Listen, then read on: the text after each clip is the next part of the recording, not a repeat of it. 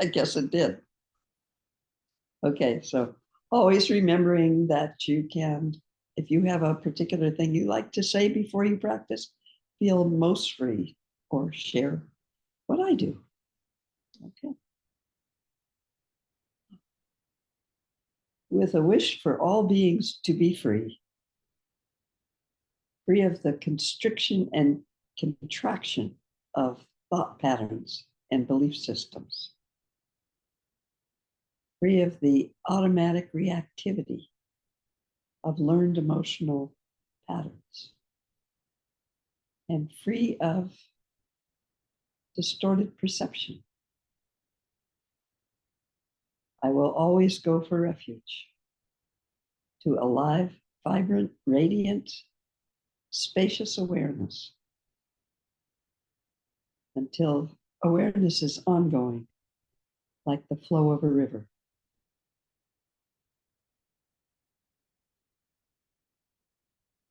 Enthused by wisdom and compassion, today in the presence of all Buddhas and Bodhisattvas, of any lineage or none, I generate the mind at full awakening for the benefit of all beings. As long as space remains, as long as beings remain,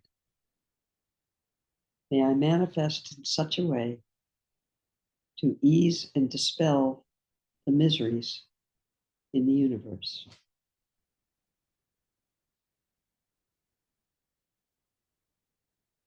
There's a lot in that refuge and intention. I'm going to bounce a little bit here. There we go.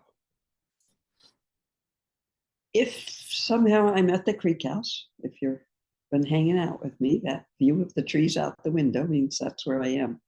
So the sound can get off it sometimes. So if it does, somebody just start waving at me and we'll do whatever we can about it. I had one of those, and I never know, I had one of those things that happens some mornings between being asleep and waking, that kind of netherland between the two. I think it's Lama Lena that suggests we hang out there. There's not a very strong self-focus in that time usually, unless we've had a dream that, you know, we're being chased by a lion and it's us and we wake up all scared and heart beating fast. That happens. Sometimes it happens we haven't kind of put our patterns back on for the day. And there's a space in that time. So in that space this morning,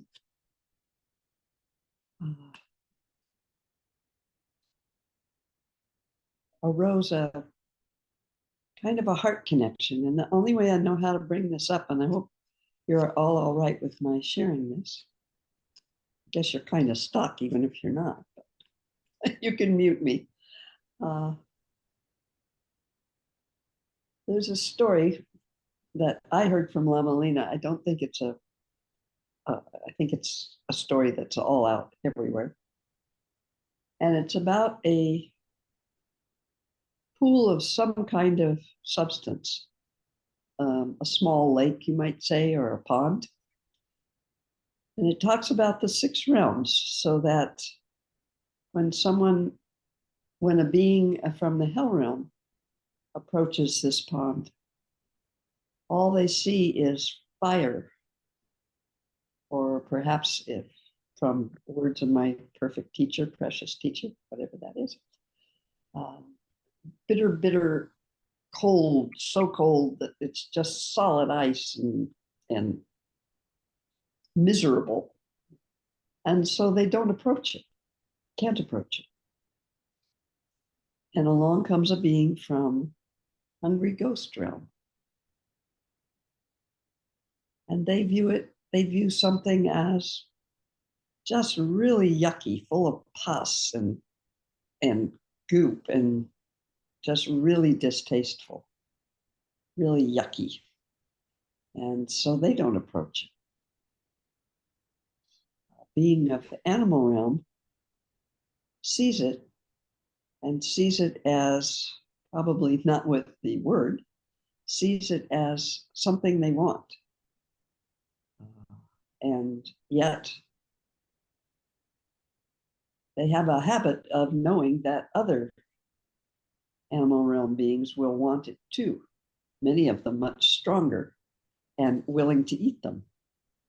Or if they happen to be the predator, they always have to be on lookout for a bigger predator. Yes. Even what's called the king of the jungle, the lion, has to watch out.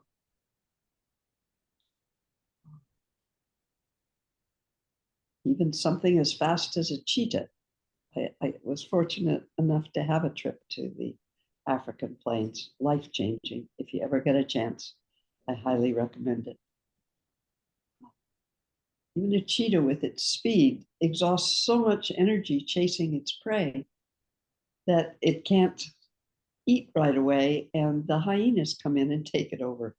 So it's not easy being a predator. As a matter of fact, it seems quite a lot harder. But anyway, the animal realm being slowly and carefully approaches the water, the substance it wants, and can never really relax and drink from it because it is always on guard. It's a world of eat and be eaten. And then along comes a human realm being and looks at this and says, "Oh, water, I'm thirsty. Oh, goodness me. Now let me think about this. I wonder if it's safe to go in and drink that. And I wonder if this is somebody's property, and I probably shouldn't go on somebody's property. And I wonder if there's bacteria in that water, and there might be, and then I might get really sick. And so that, oh, geez, I don't know what to do. This could be really bad." And on and on and on. So the human really doesn't have a chance to enjoy the water either. Along comes the Asura realm and perceives this as very nice, pure water, and proceeds to find materials to build a fence around it, to protect it, so only that being can have it. And so really doesn't have a chance to enjoy the water very much, or the nectar. Along comes the God realm being and perceives it as golden nectar and simply drinks it. So what is the substance? All in our perception, isn't it? What arose this morning was a heartfelt sense of how we all experience these realms. This is not very Tibetan. As a matter of fact, Somsar Khyentse Rinpoche, I believe, wrote a book about, if you don't believe that the hell realms exist, and beings are in each one, then you're not really a Buddhist. So I walk gently when I say things. It's not everybody's experience. But what I felt was that we have all experienced moments of hell realm where there is such pain, or that it's like fire, or it just, there is no ability in those moments to see anything other than the pain or the fire. The pain can be intellectual. It can, heaven knows, we can talk ourselves into feeling really horrible. It can be emotional, it can be physical. And those don't always separate that clearly. And I just rested for a moment in the feeling of that, which I've certainly experienced, and how all beings experience moments like that. Some extended times, some just for a short time. But we have all experienced that on some level. And I just rested there and rested for a moment in what it would be like to experience that kind of pain all the time, that kind of suffering.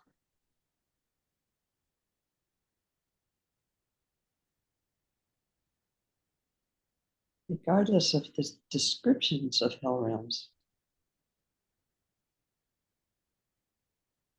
for a moment, there was just an experience of that.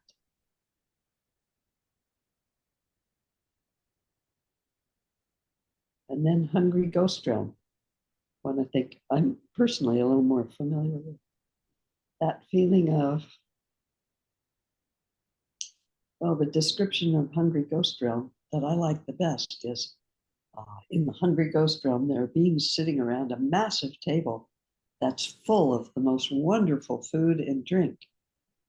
But they don't really have hands to reach. All they have is a very long spoon that's attached to them, and they could use that to scoop stuff up. But unfortunately, the spoon is so long that they can't get it around to their mouth. So they starve, or they perceive they're starving. And the analogy I like is if everyone around that table simply scooped and fed somebody else, there would be plenty of food for everyone. I just really like that. So I share it with you. But is that sense of aloneness, isolation, being outside of everything, and yet longing so much for something that we don't know what it is. We just long for it. I think each of us probably has experienced that. So I just rested there and first allowed the experience of it to kind of fill my heart. This is how experience happens for me. And then recognizing all of us have experienced that at some level. Some ongoing, can't seem to ever get out of that. And how that would feel to always be there, not have moments of joy or love or whatever, just the suffering of that. Then I went to animal realm in this and experienced actually what I experienced. And this is going to come out without any understanding or intention. Animal realm of eat or be eaten.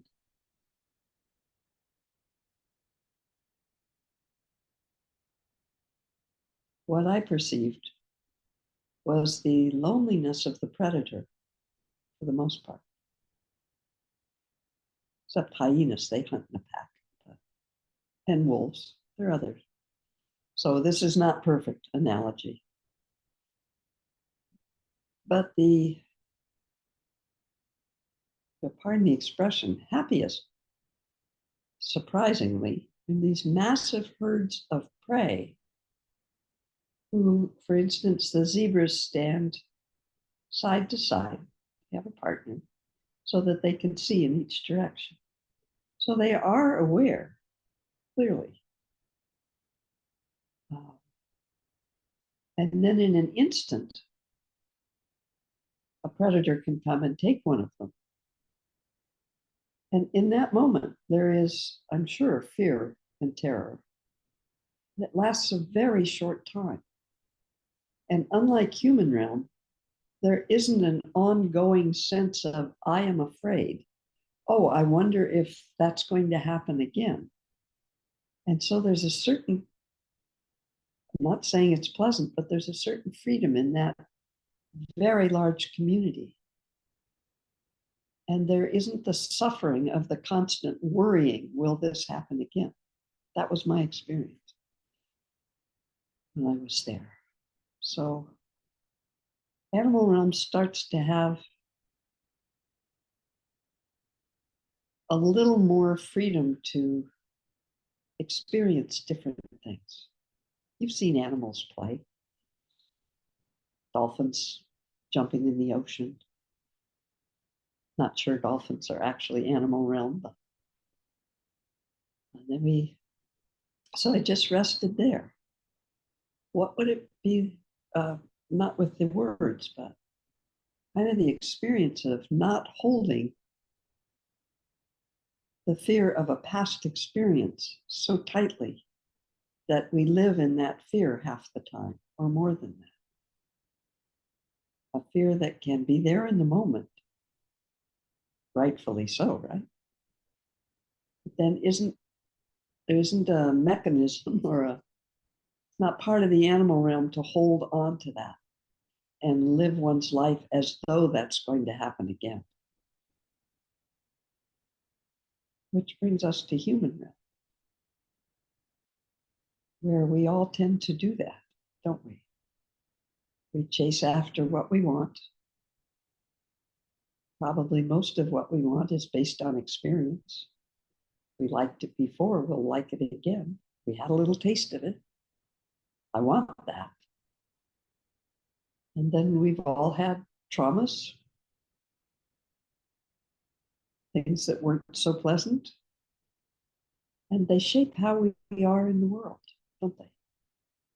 Even though those experiences are not happening in this moment. This is not in any way a criticism. This is human realm. And we try to figure out how to not let bad things happen and to find how to get good things based on our past experiences. So we miss a lot of what's going on, like the human realm being that could have just gone and had a drink of water and seen what happened.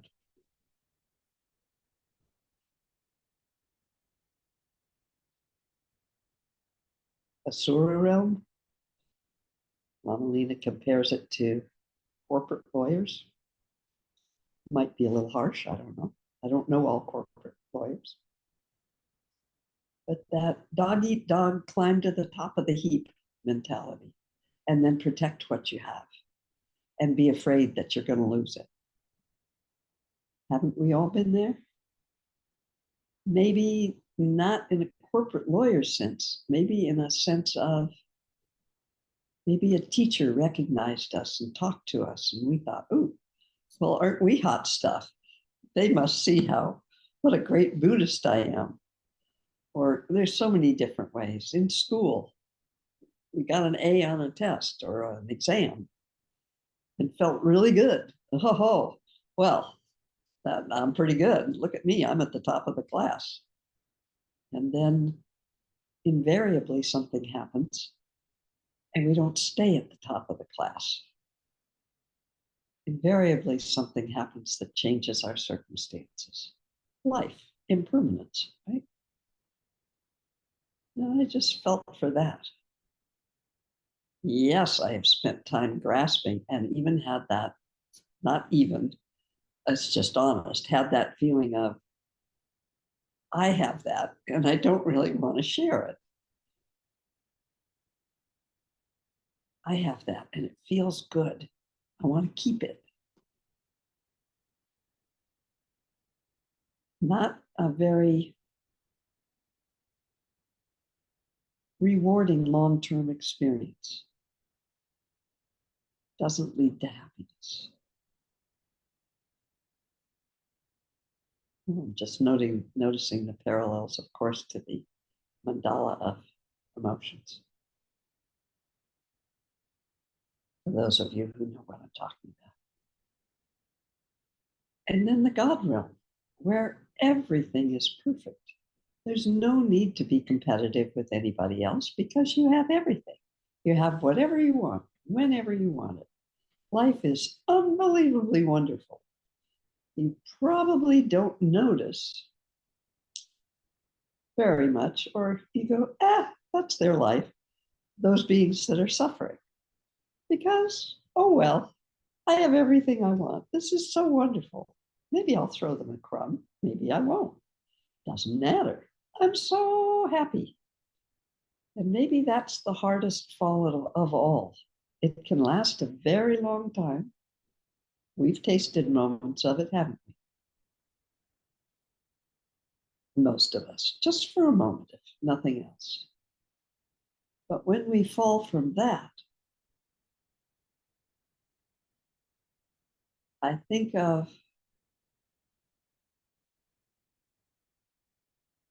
we've all believed in something at some time, right?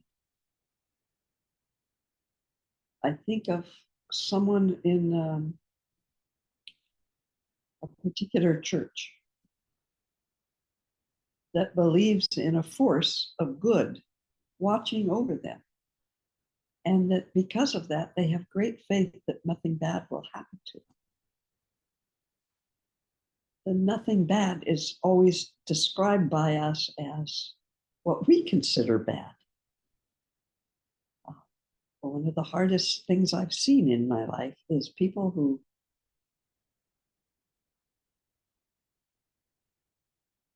have that kind of strong belief for whatever reason, it doesn't matter. And just, yeah, just have faith. And then something really bad happens.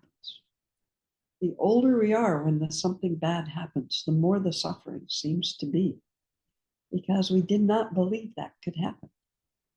A child gets sick, really sick. I'm not going to go into a litany of all the bad things that can happen. We've all had, probably, and I'm not going to label them bad. We've all had, we've all experienced at this point probably impermanence. The death of someone we loved, the illness and suffering of someone we loved. And if our belief system is like that God realm experience, oh, I have something watching over me, everything's just fine. And all of a sudden that happens, that whole system collapses. So the fall from the God realm is one of the hardest falls, because the certainty of how wonderful everything is, for whatever reason, that's still based on this is good and that's bad, it's a hard fall. And that helped me to rest into feeling that fall and having a little more compassion for those who are really having rather like a God realm existence. Everything seems to be going great, knowing that that won't last forever. I just rested with that a little bit, and how we've all had moments of, oh, everything's so perfect. It's just great. And then it's collapsed on us. So when this all occurred, I did have a thought. I usually share these kinds of things. And I thought, well, I don't know if Chenrezig's the place. And now as I'm sharing it with you, it's obviously Chenrezig. It's obviously that that ability. The resting into the heart of what we suffer and what all beings suffer. And allowing our heart just to open to that. Many of us lock up and go, it's too much, I can't do it. Can't, oh, there's too much out there. No, no, no, I don't want to. And that's our fear speaking. The heart of Chenrezig, your heart, my heart, all of our hearts, in a sense together, when we're not separating from the suffering, when we're not trying to hold away what we don't like and grasp on to what we do like. That utter open-heartedness that Chenrezig is a symbol of. Within that open-heartedness, there's incredible strength. There's incredible love. There's incredible joy beyond anything I can describe. And when we rest there with open heart, maybe starting with our own suffering, what we perceive as our own suffering, and just resting there. How many times have we felt something and went, oh, I'm not feeling that. That's too bad. I don't like it. Okay, I'm going to go watch Netflix or a movie, or I'm going to, oh, I'm getting away from this. This is too much for me. Even if we rest there just for a moment with open-heartedness, presence, open-hearted presence is the best I can describe it, but without trying to push it away. We rest there for a moment. And we do that again and again. Over time, perhaps right away, perhaps not, we start to recognize that our suffering comes from trying to keep all of that away from this being we think of as ourself, or grab onto all those things we want for this being that we think of as ourself, independent, not connected. All of our suffering comes from that. And that when we actually are present with open-heartedness, there are some very big things that are hard to allow to be present with. But I'm an old gal at this point. I've spent a lot of my life trying to push away suffering of others, trying to fix it, trying to, all kinds of things, just to try to get rid of suffering and to try to make sure everybody's happy, including myself. This resting with open-heartedness, with whatever is arising, even if for a short time, something happens, something shifts.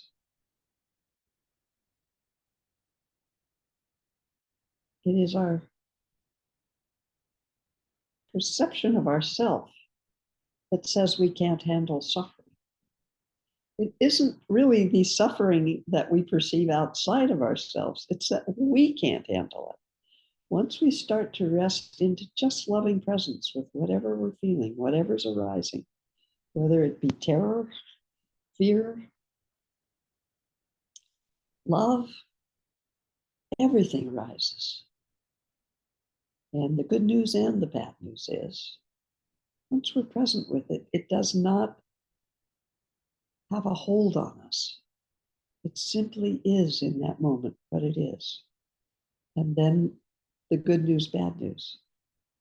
The good news is the things that we find unpleasant or hard, when we're present with them, for one thing, they're not as bad as we are afraid they are, but they're impermanent. There is nothing other than what we'll talk about today that is not a come and go.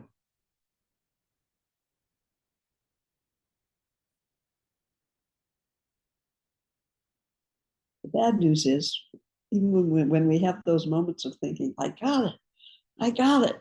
Oh my God, I'm so full of love. Everything's great. Oh my God, this is so wonderful. I'm going to hold on to this. No, you can't. Sorry. It's a come and go too. So that's the good news, bad news. So with Chenrezig, what we do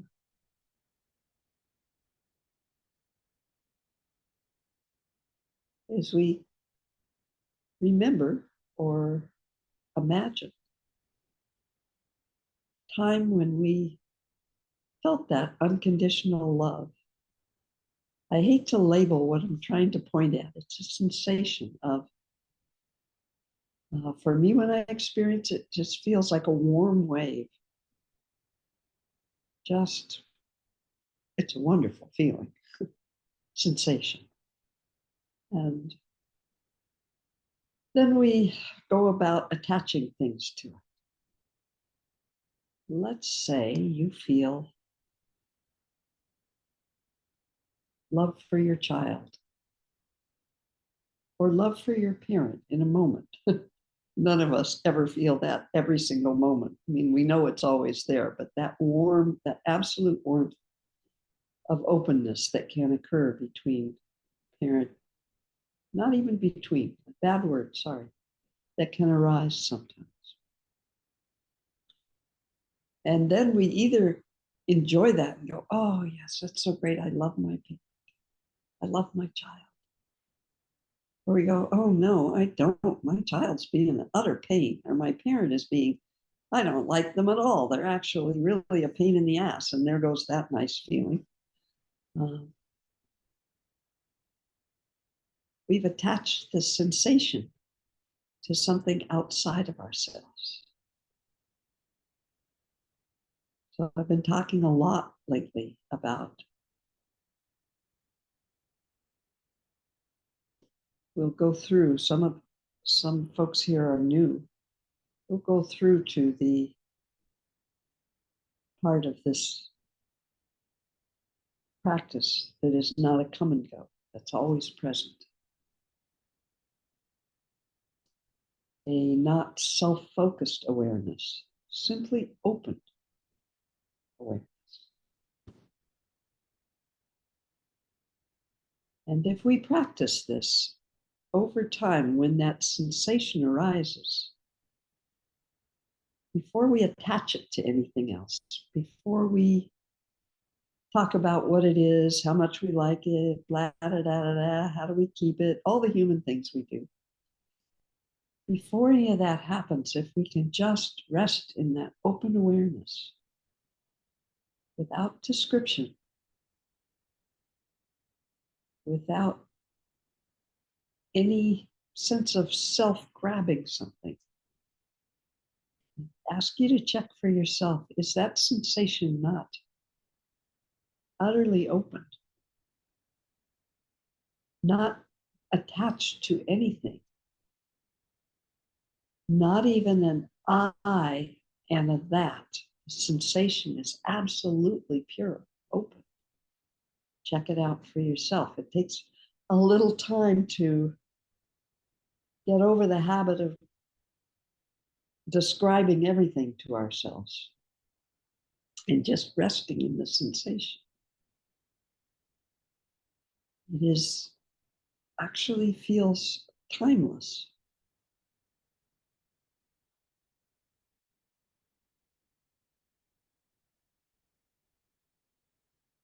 And that is the utter openness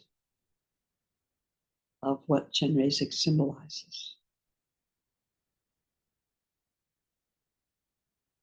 It is very hard for most of us to trust that it's always there, because we are continually, we have habit of grasping, describing, pushing away. And this sensation, this openness, only occurs, sorry to say, we can't grab it, we can't figure it out. It only occurs when we're absolutely relaxed and something stimulates it, for most of us. So let's start with a memory of that, an imagination of that, whether it's puppies, kittens, music. Beautiful music can create that. Can happen from film. Can happen from a walk in the forest. And I always suggest to everybody that you make a little bowl, and the times that you remember that sensation arising, go ahead and write them down on a little sheet of paper and throw them in the bowl so you don't forget. Our world right now has done a lot of forgetting of what it's like to feel open-heartedness. Much of our world. So as we call on that as a sensation,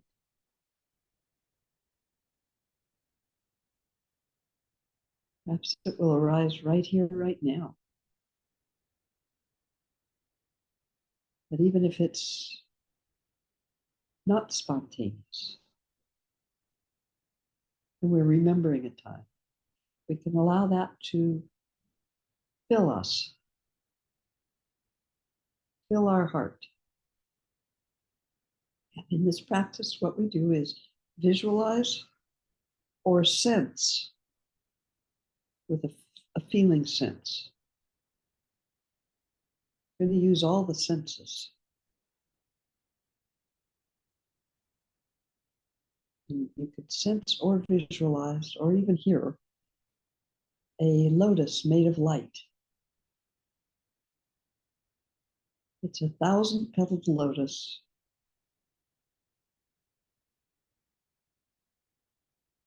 This is where I, in my practice, start experiencing the feeling of, the sense of, because I can't really picture 1,000-petaled lotus very well.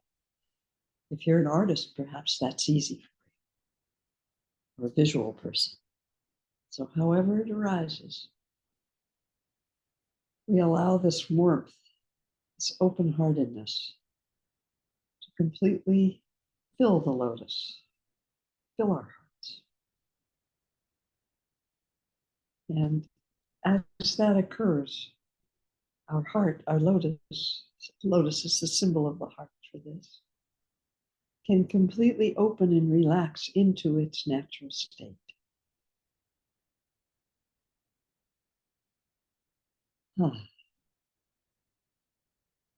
We usually, not even consciously, habitually keep our heart somewhat closed in a hope to protect ourselves from being hurt.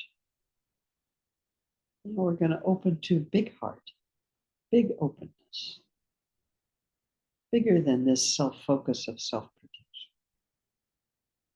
And let that be and rest there.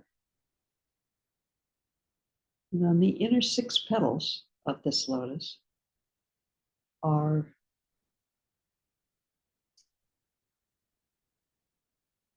6 petals of different colors, representing the 6 realms, also representing all the, it's called display of any color that could possibly arise, manifestation that could arise. Like a light shining at an angle through a prism and shooting a vast rainbow. That's what those inner 6 colors represent. And sitting on each of those 6 petals is a syllable of the mantra. The mantra is the sound of open-heartedness, the speech of Chenrezig, if you will. There's a lot of symbols in Tibetan Buddhism. And you can rest in the sensation, the feel of those. The mantra we'll do 3 times together, if you'll repeat after me, traditional. And the 6 syllables are Om, Ma, Ni, Pe, Me, Hum. Om, Mani, Pe Me, Hum. Om, Mani, Pe Me, Hum. It is suggested in this practice that we continue to say that. If you allow that, if you're comfortable to allow that mantra, it almost feels like it can start way low in your belly, and the vibration of it will come right up, basically your central channel. Don't worry about the words if you're not familiar. And it will resonate all through your body. If you are a musician, particularly a singer, feel most free to sing. Well, actually, if you're anybody, but you will recognize that resonance of sound moving through the body.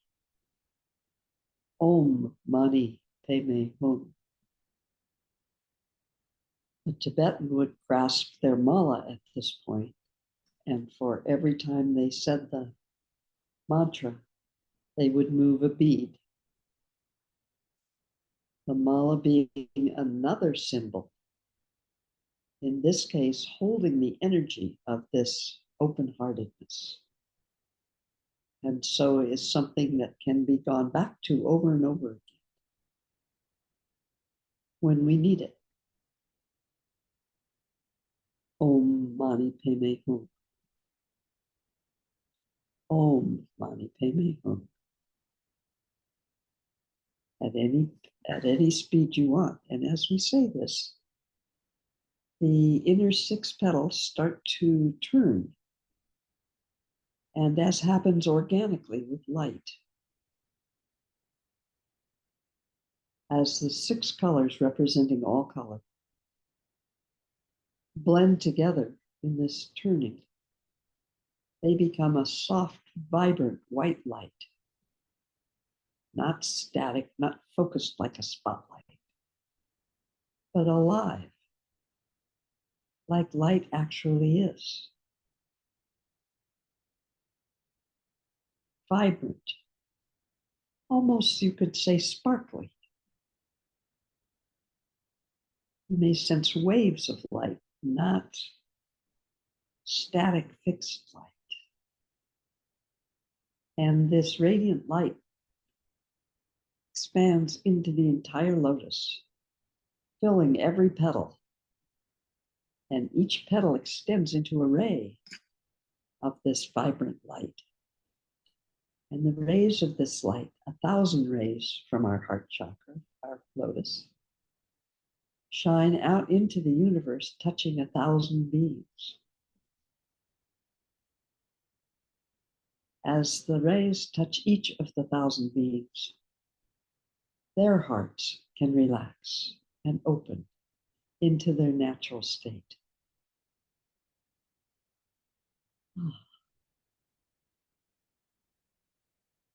The rays can reach without any limitation of time or space, so that they touch past, present, future, imaginary time.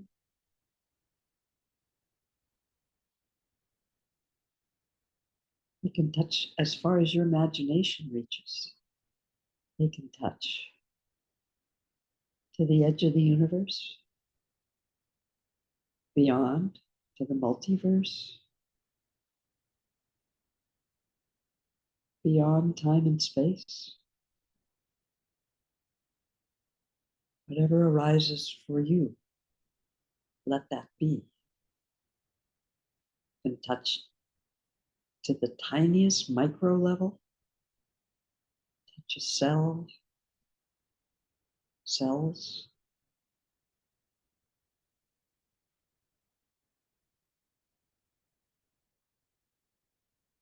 touch to the macro level, things that are so large we can't actually perceive them. The bugs, the bees, the whales, the trees, no limitation. And as the heart, the lotus of the 1,000 beings now touched, opens, the same thing happens with the extending of this radiant light in the 1,000 petals of their lotus. So we have 1,000 rays of light touching 1,000 beings, some of which come back and fill our heart, our lotus, again and again and again. Not touching those rays of radiant light are not other beings' personalities. Those are all made of patterns and experiences. This is the pure essence. When the patterns, stories, thoughts, feelings, emotions, patterns. Relax.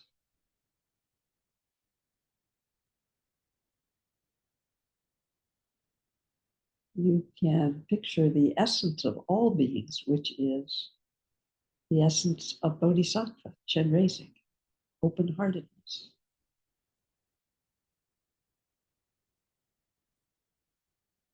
If you're a visual person, the rays, as they touch other beings, you may start to visualize them as Chenrezig, that aspect of them that is open-heartedness, so that you may visualize 1,000 Chenrezigs, or 1,000, just a sense of 1,000 interconnected, open-hearted beings.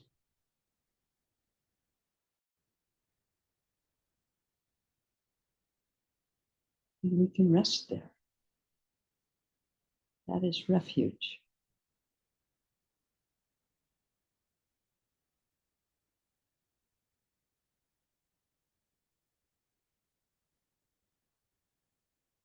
When we are not confused by our intense self-focus,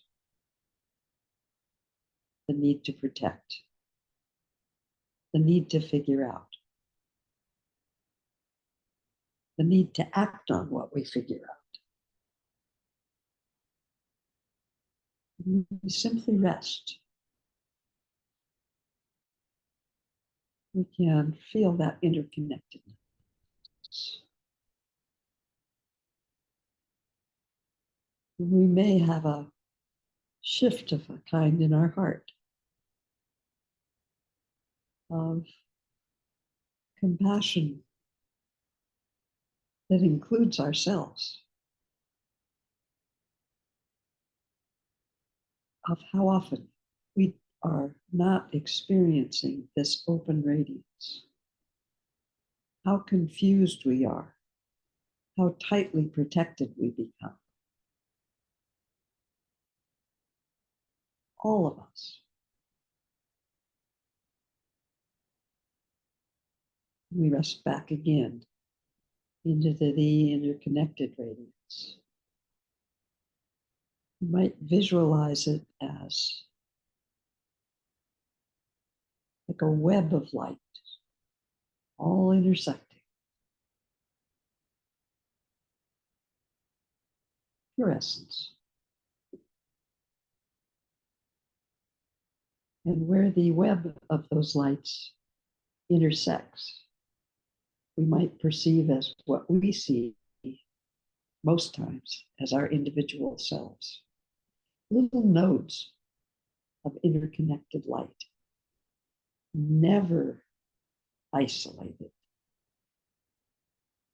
in truth.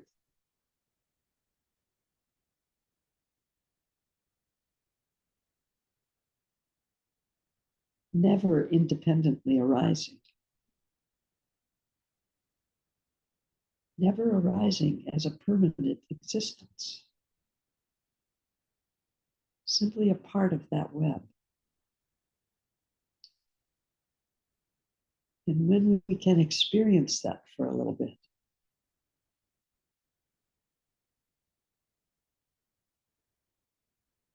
and then realize the confusion that keeps all of us from experiencing that ongoing, our heart may open just a little bit more.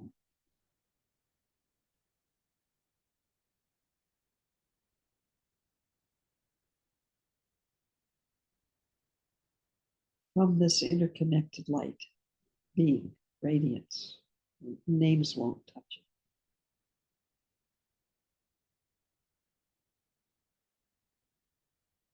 We actually can feel, see, sense beings as we really are. And we can respond to others, not walking around saying, oh, I love you. Can't you just love everybody? Not like that. Not leaving our money on the seat of the car with the keys in the ignition, thinking, oh, everybody's just love and light. No, we're all pretty confused. From that open-heartedness, we may spontaneously see a way, not a way. We may spontaneously respond to another being.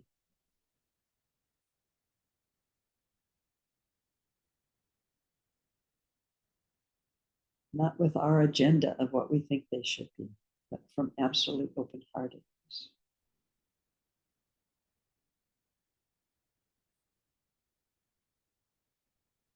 Not from pity that they're having a hard time, but from respect of open-heartedness that we all have a hard time sometimes.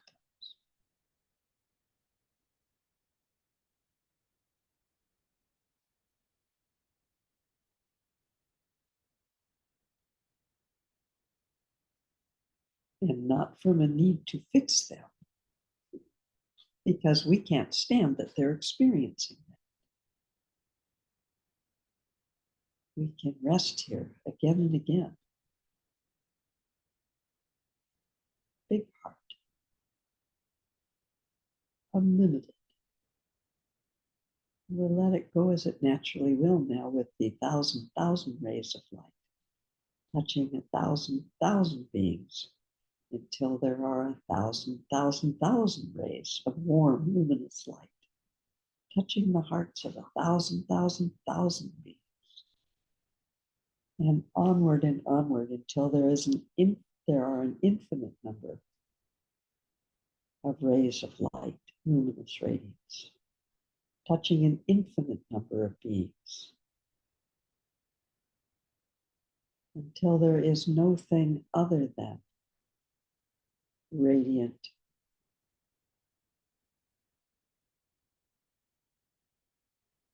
vibrant light.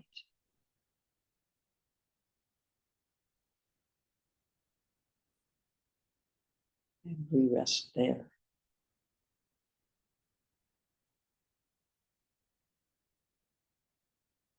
As radiant, vibrant, alive light.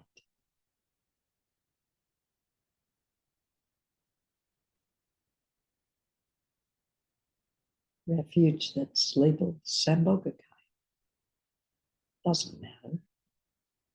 It's the experience of it that is meaningful.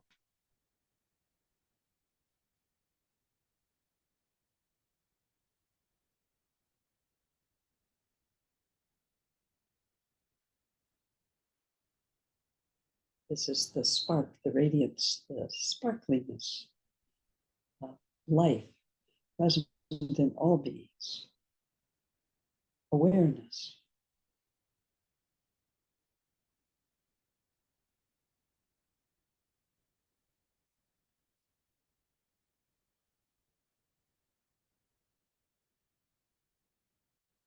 If you choose to do this practice on your own, many things may occur.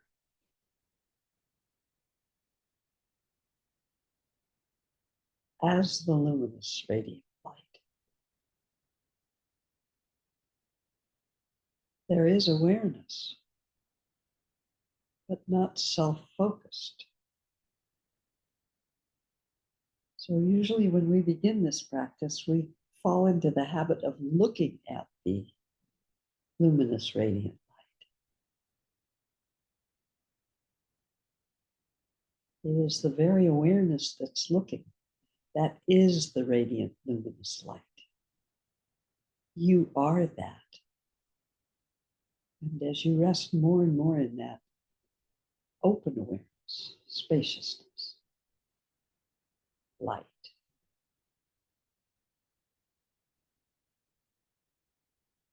the describer that is constantly present with our self-focus may completely drop away.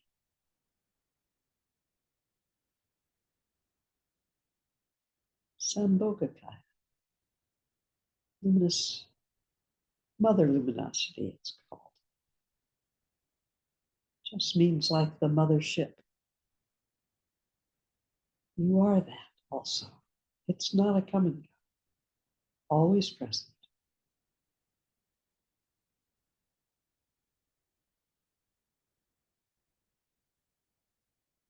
This is where words are difficult, as there is not, as you are this, there is not a you looking at this. So time may fall away completely.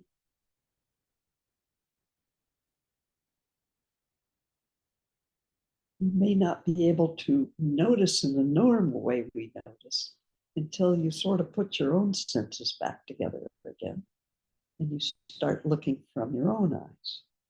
And the describer will tell you what happened while you weren't doing that. But in those moments when you possibly can rest in that,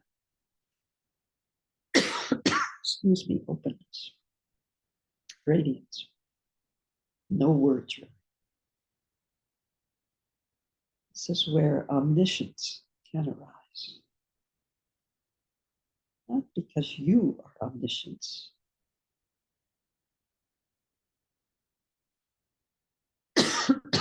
because omniscience is open awareness. Excuse me.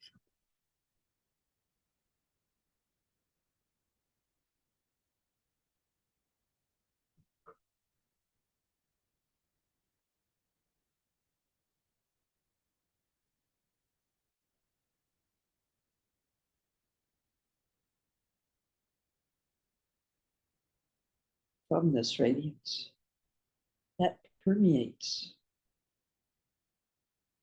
all of space, sky, Tibetan would say, permeates the indescribable spaciousness, unlimited, unbounded, from which everything arises, beyond duality, beyond right, wrong, up, down, good, bad, simply open. A little scary for some of us, wonderful for others of us. Don't worry about it. Because that spaciousness is permeated with this radiant aliveness, awareness. And from the dance of that, Imam Mudra called dancing stillness, arises any and all manifestations, including thoughts, feelings, and perceptions as part of those manifestations. And again, notice that you are made of nothing other than radiant aliveness,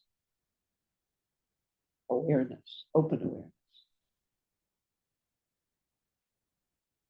from which you arose.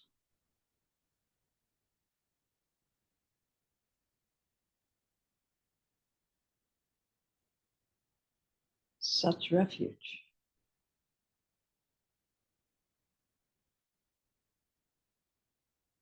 To me, my experience, this is so obvious and whole after practicing this for some time. Even in the moments when we get to share it together, it is so alien to our habitual patterns. And the habitual patterns of most of us, most beings around us, that it can be hard to do by ourselves or hard to rest into by ourselves. Think of it this way: if everybody around you has got kind of tightness and some closed heart, and you are trying to relax into the open-heartedness that you have tasted and may have recognized as what you've always longed for, it's a little tricky. You can't really talk about it. You can't really share with somebody that hasn't experienced it. It is busy protecting that self. I always suggest we find places where we can experience this together.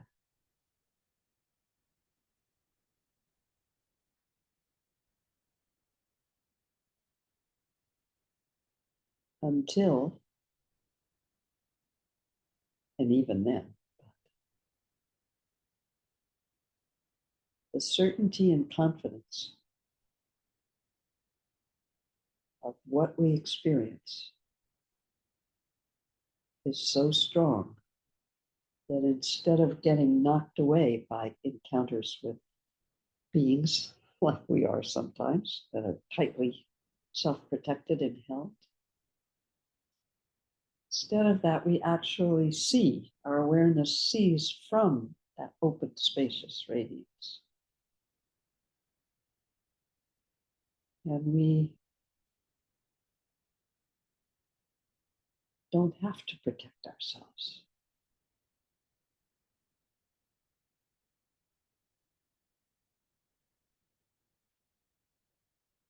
We see the essence of all beings and how confused we get as beings.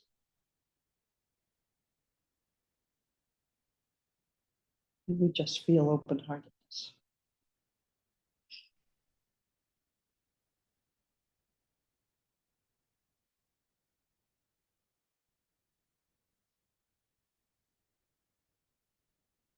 We want those in our circle of friends,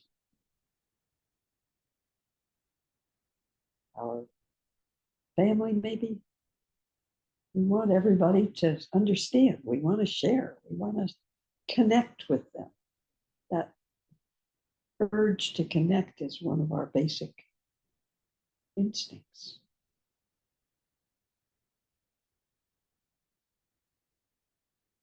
Don't be discouraged.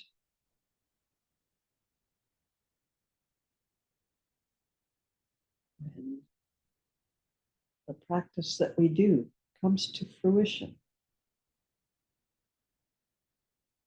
it is unshakable, unbreakable, which is the very essence of radiant aliveness.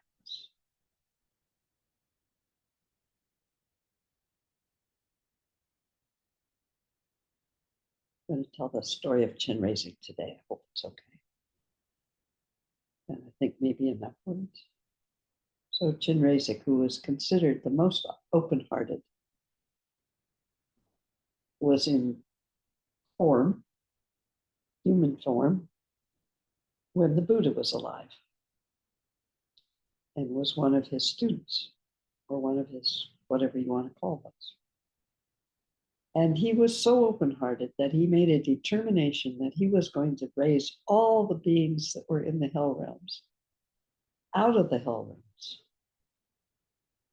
because he could not stand the suffering that was occurring. It hurt his heart, so to speak. So he worked and worked and worked and worked and worked and worked and worked. And after time and time, finally he looked down and all the hell realms had been freed. All the beings had been freed from the hell realms. Oh, and he leaned back on a boulder, wiped his brow. Ooh, felt so good.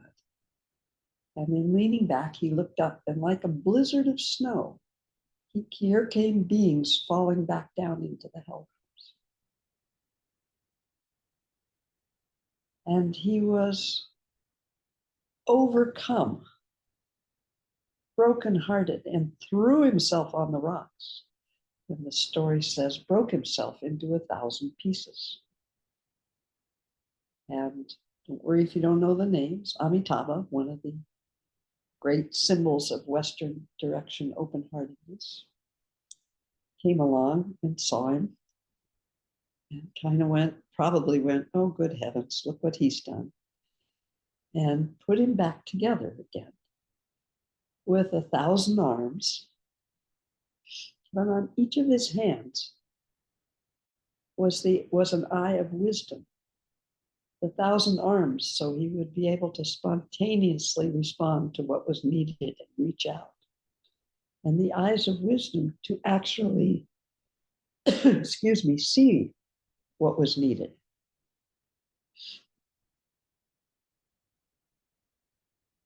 and respond accordingly. And that's where Thousand Armed Chenrezig originated. The story for me points at when we hold ourselves as individuals who need to fix the suffering of others. Chenrezig showed the self-held nature of that. He couldn't stand the suffering, so he broke himself. And in breaking himself, thankfully, Amitabha was walking along, I guess, he was put back together without that sense. Simply open-hearted and able to respond to what arises. I just love that story. Thank you.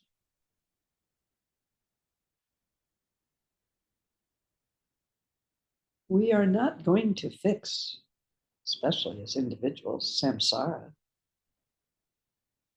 There is suffering in this earth.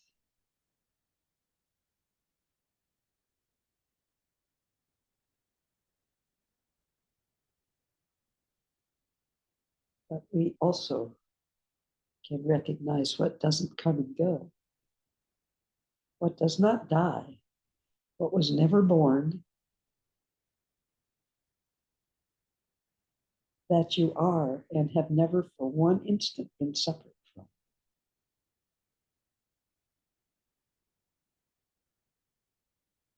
Thich Nhat Hanh says, oh, wrong house. I have arrived. I am home.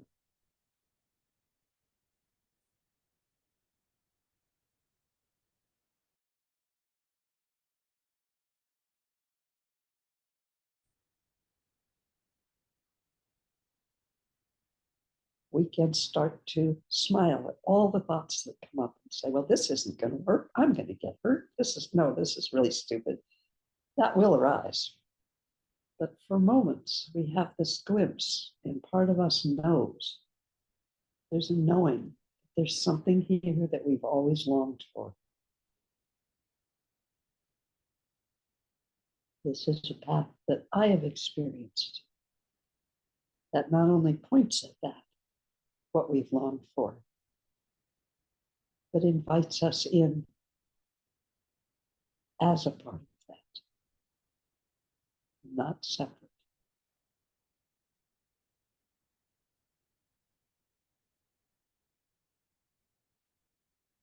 Refuge.